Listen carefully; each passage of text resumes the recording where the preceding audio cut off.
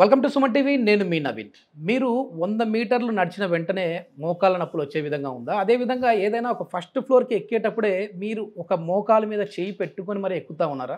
ఇట్లా ఉంటే మాత్రం ఖచ్చితంగా ఫ్యూచర్లో సర్జరీ వరకు వెళ్ళే విధంగా ఉంటుంది అంటున్నారు హోమియోపతి ఎక్స్పర్ట్ డాక్టర్ చేతన్ రాజు గారు. సో అసలు హోమియోపతిలో దీనికి సర్జరీనే లేకుండా చాలా అద్భుతమైన మెడిసిన్స్ ఉన్నాయంటున్నారు. ఒకసారి సార్ని అడిగి తెలుసుకుందాం. అదేవిధంగా ఈ వీడియో చూసి ఈ ప్రాబ్లం ఉన్నవారు సార్కి కాల్ చేశారు అని అంటే కన్సల్టేషన్ ఫీ లేకుండానే అసలు ట్రీట్మెంట్ విధానం ఎట్లా ఉంటుంది అనేది ఎక్స్ప్లెయిన్ చేస్తారు. హాయ్ సార్, నమస్తే అండి. నమస్తే సార్. సార్ ఏం సార్, మొత్తానికి అసలు హోమియోపతి అంటేనే చేతన్ రాజు గారు అన్నట్లుగా కనపడతా ఉంది. ఎక్కడ చూసినా సోషల్ మీడియాలో మీరే కనపడతా ఉన్నారు. అదేవిధంగా మోకాళ్ళ నొప్పులు మనం ఇంతవరకు ఇంట్రడక్షన్లో చెప్పిన విధానం ఒకటి. అదేవిధంగా కొద్దిమంది నడిచేటప్పుడు ఒక సైడ్ వాలి నడుస్తూ ఉంటారు.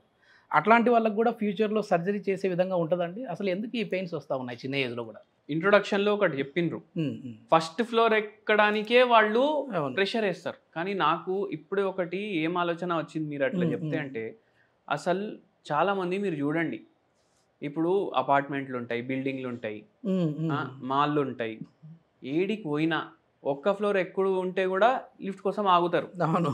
చిన్న పిల్లల నుంచి మిడ్ ఏజ్ ఉన్న వాళ్ళకు మోకాలు నొప్పులు ఉండవు, ఏముండవు, ఆగుతారు. ఎందుకు ఆగాలి? అవునా అంటే కదా? మరి ఏమన్నా ఎక్కువ ఎక్కితే ఫ్లోర్స్ మోకాలు నొప్పి తీసే అరే అవకాశం ఒక్క ఉంటది ఫ్లోర్ ఎక్కితే ఏం పోయేది ఉంటది మీరు చెప్పండి. ఇప్పుడు కొండలు ఎక్కుతాం మనం అవును. దేవుణ్ణి కలవడానికి, అవునా కాదా? 8 గంటలు ఆ శక్తి ఏడికెళ్ళి వస్తుంది మీరు చెప్పండి. దేవుడు ఇస్తాడు, దేవుడి దయ. దేవుని దయ అది. దేవుడు మన మీద ఆశీర్వాదం ఉన్నప్పుడు వరకు మనకు ఏమీ అవ్వదు. ఓకే. ఇది కోల్ ఉంటది కదా, కోల్ కాల్చేసి వేసి దానికి అగ్ని పెట్టి దాని మీద నడిచేటోళ్ళు కూడా ఉంటారు. అవునా కదా? మీకు రోగం లేనప్పుడు వరకు నేనేం చెప్తా అంటే రోగిలాగా బతకకండి. అవునా కాదా? రోగం వచ్చిన తర్వాత కూడా నేను రోగి కాదు అనేసి ఒక స్ట్రాంగ్ ఫీలింగ్ ఉంటే ఏ రోగము కూడా తగ్గుతుంది. అవునా కదా? తగ్గిపోతుంది. అయితే ఏందంటే ఇప్పుడు మోకాలు పాడైతున్నాయి అనుకోండి, ఆస్టియో ఆర్థరైటిసే ఉందనుకోండి. ఇప్పుడు గ్రేడ్ 1 అంటారు, గ్రేడ్ 2 అంటారు, గ్రేడ్ 3 అంటారు, గ్రేడ్ 4 అంటారు, అన్నీ చెప్తారు. ఇప్పుడు ఇవి ఉన్నప్పుడు పేషెంట్ నడక కూడా చేంజ్ అయిపోతుంది. ఇప్పుడు డక్ వాక్ అంటారు. డక్ వాక్ అంటే డక్స్ ఉంటాయి కదా, అవి నడిచేటప్పుడు గమనించండి, ఇట్లా ఉంగి ఇట్లా ఉంగి ఇట్లా ఉంగి ఇట్లా ఉంగి నడుస్తాయి అవి. మనిషి కూడా అట్లనే నడుస్తుందా? మనిషి అట్లనే నడుస్తే దాని అర్థం ఏంటంటే వాని మోకాల మీద ఎక్కడా బరువు పడాలి, అక్కడ పడతలేదు. Okay okay. మళ్ళా దానిపైన ఇప్పుడు ఈయన వెయిట్ ఎక్కువ ఉందనుకోండి, ఎక్కువ బరువు కూడా పడుతుంది, ఎట్లా పడాలి ఎట్లా పడతలేదు, ఇంకా పాడవుతుంది మోకాలు. మొత్తం బాడీ బరువు ఎక్కడ పడుతుంది? మోకాల మీద పడుతుంది. మెయిన్ పెద్ద జాయింట్ కూడా అదే కదా మనకి బాడీలో. మళ్ళా మొత్తం ఇంటి బరువు ఆడోళ్ళ మీద పడుతుంది. ఓకే, అంతే. అవునా కాదా? ఆడోళ్ళకే ఎక్కువ మోకాలు నొప్పులు ఉంటాయి. ఎందుకు సార్ వాళ్ళకి ఎక్కువ? ఎందుకు అంటే వాళ్ళకు ఉన్న టెన్షన్లు అట్లా ఉంటాయి. ఇప్పుడు ఒక లేడీ మన దగ్గర వచ్చిండ్రు, ఆ లేడీకి మోకాలు నొప్పి ఉంది, గ్రేడ్ 3 ఆస్టియో ఆర్థరైటిస్ ఉంది. మళ్ళా ఇప్పుడు ఆ పేషెంట్ మనకు ఏమంటున్నారు, ఏమైనా టెన్షన్ ఉందా మనం అడుగుతాం కదా. ఏముంటుంది సార్, మొత్తం నా మీద ఉంటుంది ఇల్లు. అవునా కాదా? కిచెన్లో గంటలు గంటలు నిల్చొని పని చేయాలి. ఇప్పుడు ఎట్లా పని చేయాలి? ఇప్పుడు ప్లాట్ఫామ్ ఉంటుంది కిచెన్ది, ఇట్లా వంగి పని చేయాలనా లేదా? 3-4 గంటలు అట్లనే పోతాయా లేదా? అన్ని గంటలు. మళ్ళీ బరువు కూడా ఎక్కువ ఉంది, ఎక్కువ బరువు పడుతుందా లేదా? ఎట్లా పడాలి అట్లా పడతలేదా? అవునా కదా? అప్పుడు ఏమవుతుంది, మోకాలది డిజనరేషన్ స్టార్ట్ అవుతుంది. మళ్ళీ దాని తర్వాత టెన్షన్ ఏముందమ్మా అంటే, అందరికీ అన్ని టైంకి కావాలి, కానీ నాకు ఎవరు ఇంట్లో హెల్ప్ చెయ్యరు. ఇప్పుడు వాళ్ళ మొగుడు వాళ్ళ పక్కకే ఉన్నాడు, అరే ఏం సార్ ఏముంటుంది, మీకు ఎవరైనా మాట్లాడనీకి ఉన్నారా అనేసి మనం అడిగినాం. టెన్షన్ ఉందా ఏమన్నా? ఎవరు లేరు మాట్లాడడానికి. పిల్లలు పోతారు, కాలేజ్కి పోతారు, ఉద్యోగాలకు పోతారు, వస్తారు, టైంకి వస్తారు, దాని తర్వాత మాట్లాడనీకి ఉంటుంది కదా అంటే, అరే పిల్లలు ఏమన్నా మాట్లాడతారా? మళ్ళీ వాళ్ళకు వండాలి, వాళ్ళ ఆయనకి వండాలి, మార్నింగ్కి సపరేట్ ఉండాలి, నైట్కి సపరేట్ ఉండాలి, చల్లగా ఉండొద్దు, మళ్ళీ ఫుడ్. మిషన్ వర్క్ అయిపోయింది. మిషన్ వర్క్ అయిపోయింది. ఎగ్జాక్ట్ చెప్పారు మీరు. వాషింగ్ మిషన్ ఉంటుంది, రోజు వాడితే ఏమవుతుంది, దాని పార్ట్లు ఖరాబ్ అవుతాయా కదా? ఇది కూడా అట్లా సర్వీసింగ్ చేయాల్సిందే ఇంకా మోకాళ్ళకు కూడా. అయితే అట్లా టెన్షన్ అయిపోతుంది వాళ్ళకు, ఒక ఒంటరితనం వచ్చేస్తుంది.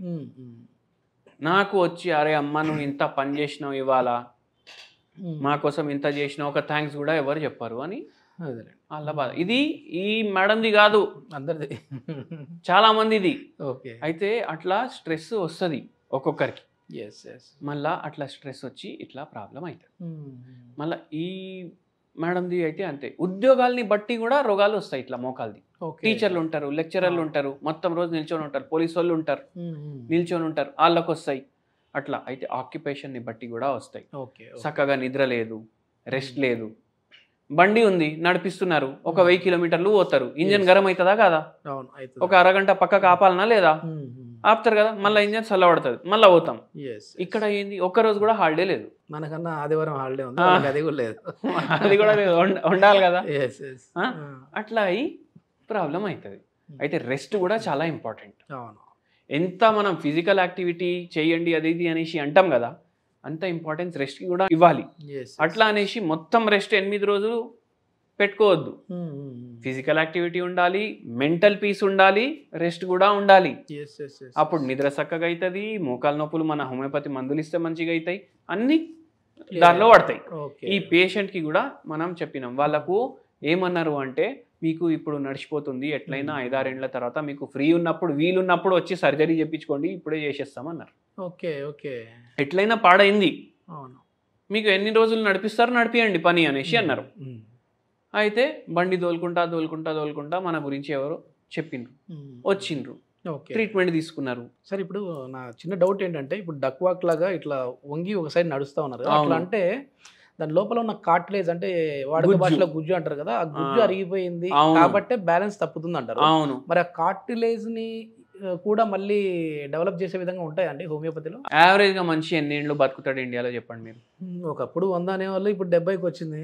ఇప్పటికీ శతమాన్ ఆయుష్మాన్ భవ అనేసి ఆశీర్వాదం ఇస్తారు, ఆశీర్వాదాలు ఇస్తా ఉన్నారు. కానీ సర్వే ప్రకారం ఏందంటే 65 ఏండ్లు ఓకే మనిషి ఉంటాడు.